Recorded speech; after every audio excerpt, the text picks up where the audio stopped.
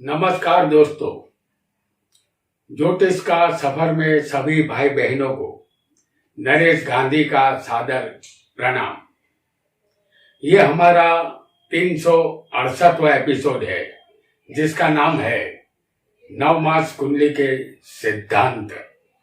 दोस्तों, नवमास कुंडली क्या होती है, इस कुंडली में क्या देखा जाता है, इस कुंडली को देखना क्यों जरूरी होता है, यह सारे सवालों का जवाब हम इस एपिसोड में जानेंगे।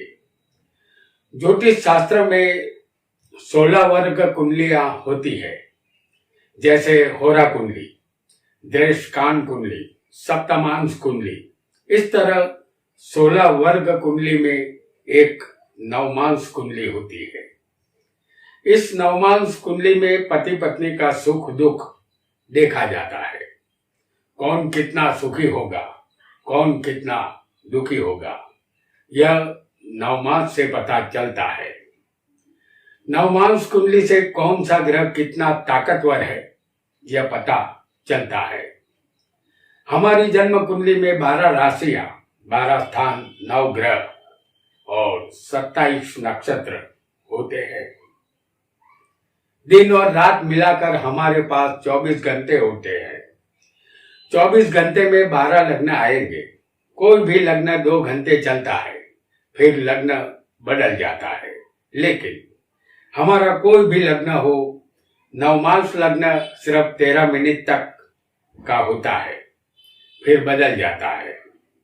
एक स्थान में 30 अंश होते हैं। हमारा पूरा आकाश 360 अंश का है। एक राशि या एक स्थान में 2.25 नक्षत्र समाते हैं। एक नक्षत्र के 4 चरण होते हैं। एक राशि में 9 चरण समाएंगे। एक राशि का 9 हिस्सा यही नवमांश है।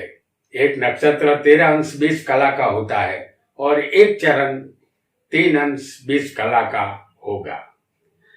नक्षत्र के 4 चरण को ही नवमांश कहते हैं। आजकल मोबाइल का युग है, इसलिए जन्म कुंडली के साथ नवमांश कुंडली भी आपको तुरंत मिल जाएगी। आइए नवमांश कुंडली के सिद्धांतों को समझने का प्रयत्न करते हैं। हमने आपके सामने 2 कुंडलियां बनाई है। इसमें पहली कुंडली जन्म कुंडली है, दूसरी कुंडली नवमांश कुंडली है। यहां याद रहे कि जन्म कुंडली का लग्न कोई भी 2 घंटे चलता है, फिर बदल जाता है, और नवमांश कुंडली का लग्न सिर्फ 13 मिनट का होता है, फिर बदल जाएगा। पहला सिद्धांत हम जानेंगे। यदि आपकी जन्म कुंडली में जो लग्न हो, जैसे समझ लीजिए कि आपका लग्न जन्म कुंडली में वृषभ है, तो जन्म कुंडली में यदि वृषभ लग्न हो और नवमांश कुंडली में भी वृषभ ही लग्न होगा,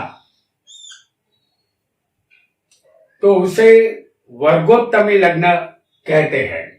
जो जन्म कुंडली में लग्न होता है वही लग्न यदि नवमांश कुंडली में भी होता है, उसे वर्गोत्तमी लग्न कहते हैं। आपकी कुंडली में कोई भी लग्न हो सकता है, शर्त इतनी है कि वही लग्न नवमांश में भी होना चाहिए। वर्गोत्तमी लग्न नवमांश कुंडली को बल प्रदान करता है। वर्गोत्तमी लग्न जातक या जातिका को तंदुरुस्ती भी प्रदान करता है, सेहत बढ़िया मिलती है। वर्गोत्तमी लग्न दीर्घायुष्य देता है। ऐसे जातक जातिका जीवन की एक लंबी इनिंग खेलते हैं और सुखी होते हैं। आइए एक दूसरे सिद्धांत को भी यहां हम जानेंगे। दूसरा सिद्धांत, जन्म कुंडली में, जैसे जन्म कुंडली में जो ग्रह नीच का हो, वही ग्रह नवमास कुंडली में उच्च का हो तो वह जिस स्थान का मालिक होगा उस स्थान संबंधित शुभ फल आपको मिलेगा। जैसे जन्म कुंडली में हम फिर एक बार आपको वृषभ लग्न जन्म कुंडली में दिखा रहे हैं और नवमास कुंडली में लग्न होगा मकर। तो यहां जन्म कुंडली में वृषभ लग्न है और नवमास कुंडली में मकर लग्न है। यह दोनों उदाहरण कुंडली है।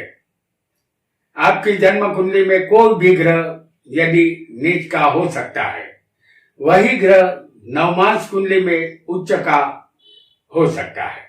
आपको सिर्फ सिद्धांत याद रखना है। अब जन्म कुंडली में शनि, जन्म कुंडली में शनि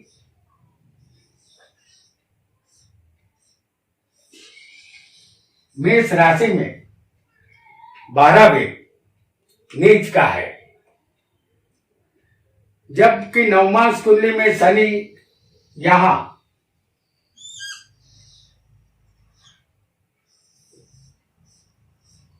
उच्च का है। जन्म कुंडली में जो शनि नीच का था, नवमास में वो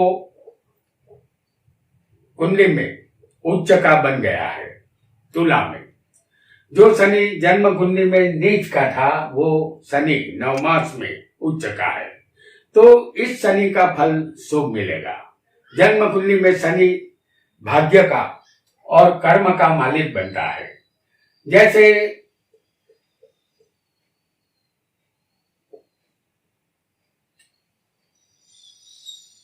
शनि भाग्य का और कर्म का मालिक बनेगा और वृषभ लग्न की इस कुंडली में शनि योग कारक भी बनता है।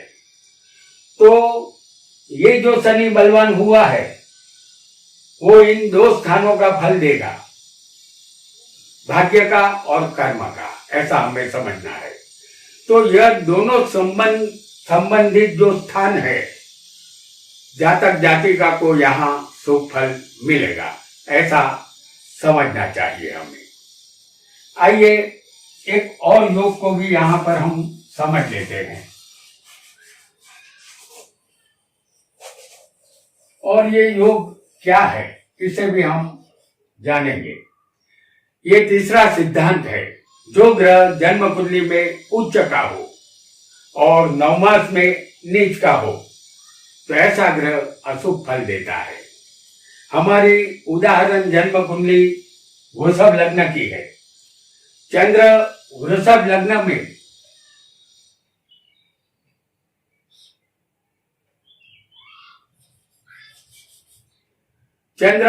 लग्न में उच्च का होगा। जैसे चंद्र उच्च का वृषभ में ही होता है। तो चंद्र यहां लग्न में ही वृषभ राशि में उच्च का है। आपकी जन्म कुंडली में कोई भी ग्रह उच्च का हो और नवमास में वह ग्रह नीच का होना चाहिए। नवमास में लग्न यहां पर हम दिखाएंगे आपको कन्या लग्न। तो कन्या लग्न की इस कुंडली में चंद्र, ये कन्या लग्न की नवमास कुंडली है। ये दोनों उदाहरण कुंडलियां हैं। नवमास लग्न में चंद्र तीसरे पराक्रम में वृश्चिक में नीच का होगा। जन्म कुंडली में चंद्र, जो कि यहां पर हमने आपको दिखाया है उच्च का लग्न में, बराबर। तो ये चंद्र लग्न में है और यहां पराक्रम में ये तीसरे स्थान में आ गया है, जो भाई बहन का स्थान है, पराक्रम का है, हिम्मत का है और मेहनत का है। इस स्थान संबंधित सुख में जातक को कमी आएगी, ऐसा हमें समझना होगा। क्योंकि जन्म कुंडली में ये उच्च का है, नवमास में ये वृश्चिक में नीच का बन गया है। तो चंद्र जिस स्थान का मालिक होगा, जिस कुंडली में, जैसे 2, 3, 4, तो चंद्र यहाँ तीसरे का मालिक है, तो तीसरे स्थान का फल अशुभ मिलेगा, क्योंकि चंद्र उच्च का होकर नवमास में नीच का हो गया है। इसलिए आइए इस कुंडली में हम एक चौथे सिद्धांत को भी यहां जानेंगे। चौथा सिद्धांत, नवमास कुंडली में कोई भी स्वग्रही ग्रह बैठा हो उसका फल कैसा मिलेगा, इसे भी हम जान लेते हैं। जैसे आपका लग्न कोई भी हो जन्म कुंडली में, लेकिन यहां सिर्फ नवमास की बात होगी। नवमास कुंडली में जो ग्रह स्वग्रही होगा उनकी हम बात करेंगे। तो जन्म कुंडली या नवमास में लग्न कोई भी हो, दोनों कुंडलियों में, लेकिन नवमास कुंडली में लग्न हम आपको दिखाएंगे मेष लग्न। समझ लीजिए कि नवमास कुंडली में आपका मेष लग्न है, या किसी का कोई भी लग्न यहां हो सकता है, लेकिन जो ग्रह नवमास में यहां स्वग्रही बनेंगे उसका फल हम यहां बताएंगे। तो नवमास में कहीं भी किसी भी स्थान में सूर्य स्वग्रही होगा। जैसे समझ लीजिए कि मेष लग्न की इस उदाहरण कुंडली में सूर्य स्वग्रही बनेंगे सिंह राशि में, जो पंचम में आती है। तो जैसे इस कुंडली में सूर्य 5वें सिंह राशि का होगा जो स्वग्रही है, तो आप सुखी बनेंगे, धनवान भी बनेंगे, डिसिप्लिन के आग्रही और राजनीतिज्ञ बन सकते हैं। नवमास कुंडली में यदि चंद्र किसी भी स्थान में स्वग्रही होना चाहिए, लेकिन हम दिखाएंगे ये एग्जाम्पल कुंडली में चंद्र को चौथे। जैसे इस कुंडली में चंद्र चौथे कर्क राशि में स्वग्रही है, नवमास में कोई भी ग्रह स्वग्रही होगा उनका फल हम दिखा रहे हैं। आपका लग्न कोई भी हो, बराबर, तो कोई भी लग्न हो, चंद्र या सूर्य या अन्य ग्रह कहीं भी बैठे होंगे, लेकिन वो स्वग्रही होने चाहिए, यही शर्त है। तो यहाँ कर्क राशि में चंद्र स्वग्रही है, तो आप सदा आनंद में रहने वाले खुश मिजाज इंसान बनेंगे। वासना और भोग की तरफ रुझान ज्यादा रहेगा, धन वैभव का सुख मिलेगा, आप ऐश्वर्यवान बनेंगे। नवमास कुंडली में यदि कहीं भी मंगल स्वग्रही होगा तो उनका भी फल जान लेते हैं। जैसे मंगल की राशियां है मेष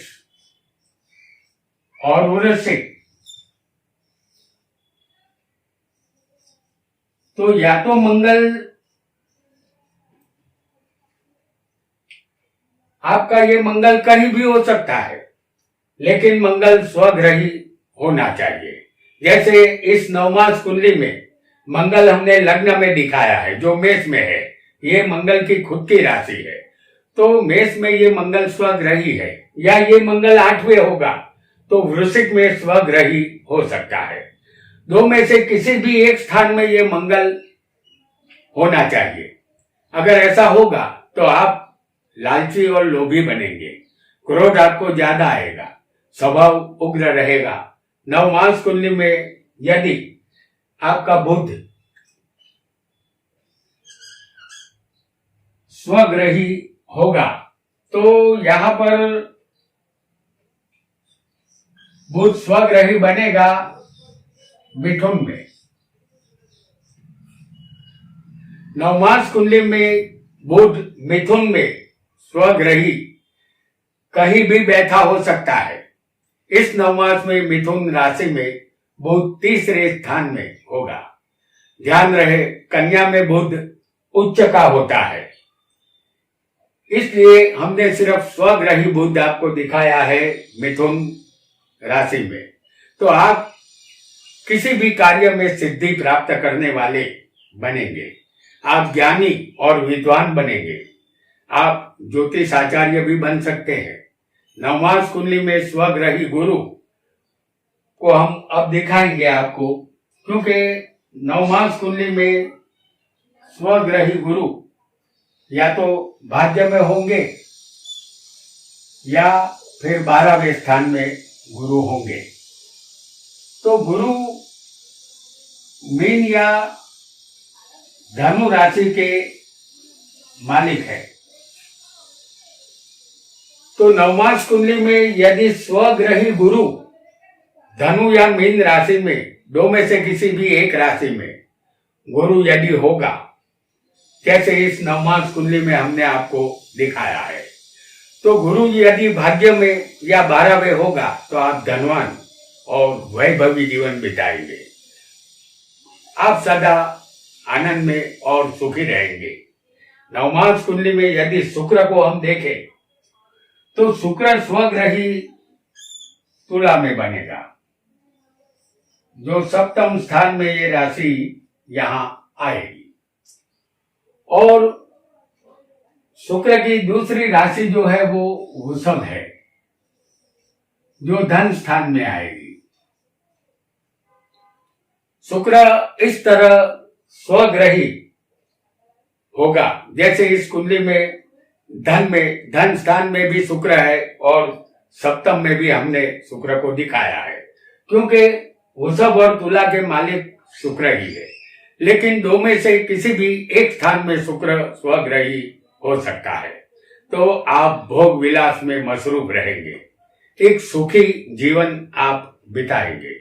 आप शेर व शायरी और नाटक, सिनेमा या गीत संगीत के शौकीन बनेंगे। नवमास कुंडली में यदि शनि स्वग्रही होगा, जैसे हम यहाँ आपको बता रहे हैं कि शनि की राशि या इस उदाहरण मेष लग्न की कुंडली में 10वें आएगी और 11वें स्थान में आएगी, जिसमें शनि स्वग्रही बनेंगे। तो शनि 10वें होंगे या 11वें स्थान में, दो में से किसी भी एक स्थान में हो सकते हैं। यदि शनि स्वग्रही होंगे तो आप बुरे कार्यों को अंजाम देने वाले कुकर्मी बनेंगे।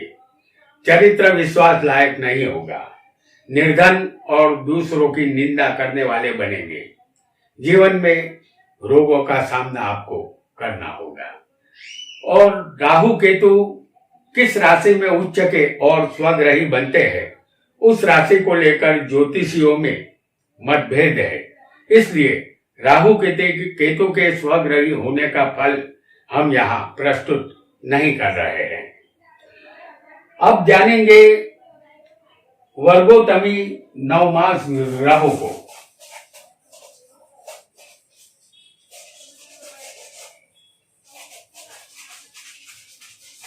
वर्गोत्तमी ग्रह उच्च के जैसा फल देते हैं, ऐसा कहा गया है।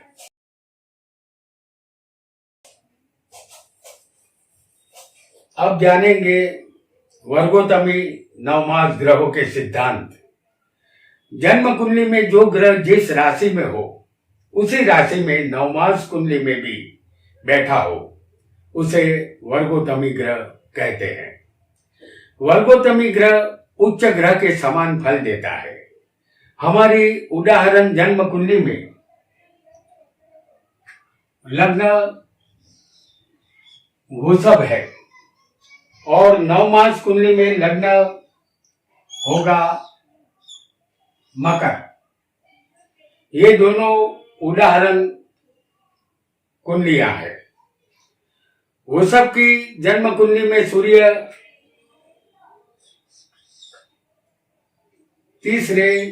दूसरे स्थान में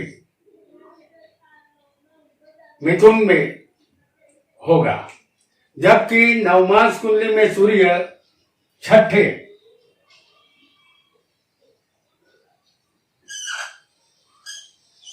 नवमास कुंडली में सूर्य मिथुन में ही बैठा हुआ होगा। इस सूर्य को वर्गोत्तमी माना जाएगा, क्योंकि जन्म कुंडली में सूर्य मिथुन में है, उसी राशि में सूर्य रहता है, इसीलिए इसे वर्गोत्तमी सूर्य माना जाएगा। तो ये सूर्य यदि वर्गोत्तमी नवमास में होगा तो आप मजबूत मनोबल वाले आत्मविश्वासी व्यक्ति बनेंगे। शरीर आपका तंदुरुस्त रहेगा, धार्मिक स्वभाव के आप बनेंगे, प्रसिद्धि और नामना आपको मिलेगी, अपने जीवन से संतोष आपको मिलेगा, आप एक जिज्ञासु व्यक्ति बनेंगे। वृषभ लग्न की इस जन्म कुंडली में यदि किसी को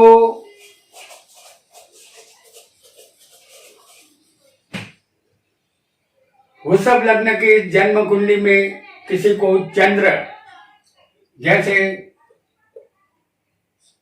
चौथे स्थान में चंद्र होगा, चौथे स्थान में सिंह राशि आएगी और सिंह में ये चंद्र बैठा हुआ है, जबकि नवमास कुंडली में यह चंद्र हम आपको दिखाएंगे 8वें, क्योंकि अष्टम स्थान में ये चंद्र यहां पर मौजूद होगा। जो चंद्र 8वें है नवमास में सिंह राशि में, इसे वर्गोत्तमी चंद्र कहते हैं, क्योंकि जन्म कुंडली में चंद्र सिंह राशि में चौथे है, उसी राशि में मकर लग्न की कुंडली में चंद्र 8वें है। स्थान कोई भी हो, राशि वही होनी चाहिए, तभी उसे वर्गोत्तमी ग्रह माना जाएगा। तो ऐसा वर्गोत्तमी ग्रह होगा तो आप बुद्धिमान न्यायी स्वभाव के बनेंगे, आपके मन की सभी मुरादें पूरी होगी, जीवन में कोई भी इच्छा अधूरी नहीं रहेगी। अब वृषभ लग्न की इस जन्म कुंडली में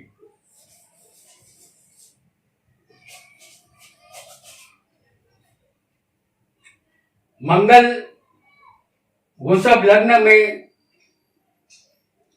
होगा, जैसे मंगल को हम आपको लग्न में ही दिखा रहे हैं, ये जन्म कुंडली है, तो यहां वृषभ लग्न में बैठा है और ये मंगल वृषभ राशि में बैठा है।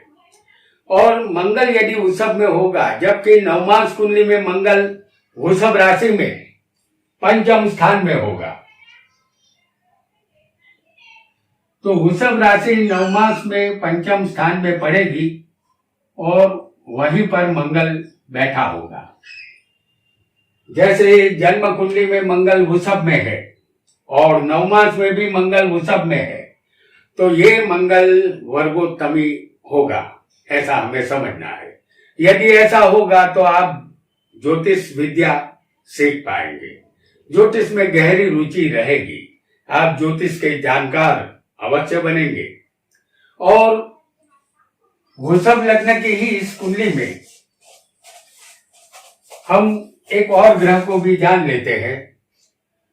वृषभ लग्न की इस जन्म कुंडली में 9वें भाग्य में मकर राशि में यहां हम आपको दिखाएंगे 9वें भाग्य में मकर राशि में बुध होगा।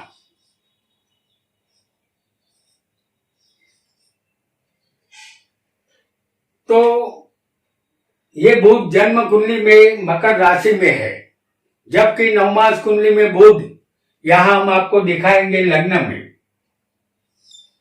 क्योंकि ये बुध वर्गोत्तमी है। जन्म कुंडली में ये मकर में बैठा है, नवमास में भी मकर में ही रहता है, तो ऐसा बुध होगा तो ये वर्गोत्तमी बुध इसे कहते हैं। बुध वर्गोत्तमी होगा तो आप तीक्ष्ण और तीव्र बुद्धि वाले बनेंगे, ज्योतिष का शौक आपको रहेगा, इस विद्या को आप सीखेंगे, दूसरों को समझाने की अद्भुत शक्ति और क्षमता आप में अवश्य होगी। और एक योग को यहाँ हम समझेंगे, एक और वर्गोत्तमी ग्रह को भी हम यहाँ जान लेते हैं। वृषभ लग्न की जन्म कुंडली में गुरु यदि 10वें होगा,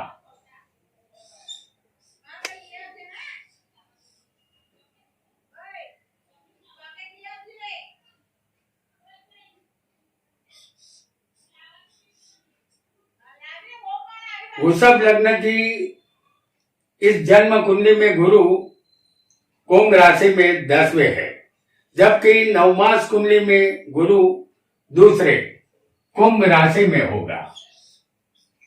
जैसे मकर लग्न है तो दूसरे स्थान में कुंभ राशि आएगी। इधर भी जन्म कुंडली में गुरु कुंभ में है और नवमास में भी गुरु कुंभ में है, तो इस गुरु को वर्गोत्तमी कहेंगे। गुरु वर्गोत्तमी होगा तो आप शरीर के विकास में अपनी बुद्धि को काम में लाएंगे, सत्य की खोजबीन और सत्य संशोधन आप करेंगे। आपके अंदर अहंकार ज्यादा होगा, वह अहंकार आपके अंदर मौजूद ज्ञान का भी हो सकता है। आइए एक और ग्रह को भी यहां हम समझ लेते हैं और वह होगा शुक्र। वृषभ लग्न की इस जन्म कुंडली में शुक्र हम आपको 11वें दिखाएंगे।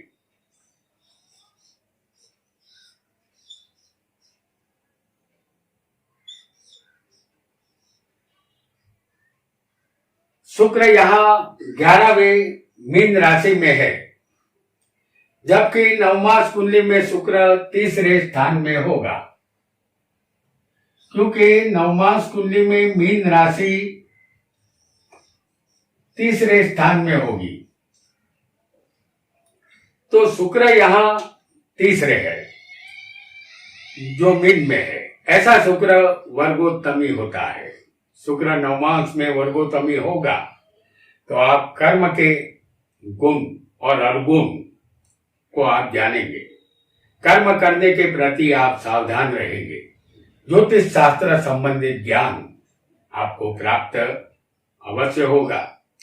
और यहां एक और ग्रह को भी समझ लेते हैं। वृषभ लग्न की इस जन्म कुंडली में जो उदाहरण कुंडली है, 9वें मकर में, जैसे हम आपको दिखा रहे हैं, वृषभ लग्न के इस कुंडली में 9वें मकर में शनि होगा। जैसे हम आपको बता रहे हैं शनि को, तो वृषभ लग्न की जन्म कुंडली में 9वें स्थान में यदि शनि होगा, जबकि नवमास कुंडली में शनि मकर में ही यहां लग्न में होगा, तो यह शनि वर्गोत्तमी माना जाएगा। यदि शनि नवमास में वर्गोत्तमी होगा तो आपका आयुष्य लंबा होगा। आप अपनी आंतरिक शक्ति पर काबू रख पाएंगे। शरीर के सुख के विकास में यहाँ अवरोध अवश्य होगा, ऐसा आपको समझना है। तो दोस्तों, आज हमने नवमास कुंडली के सिद्धांत को जाना। यहाँ एक बात का ध्यान रखें कि वर्गोत्तमी ग्रह की दशा अंतर दशा जब आएगी तब आपको फल मिलेगा। आज इतना ही। आपका बहुत बहुत धन्यवाद।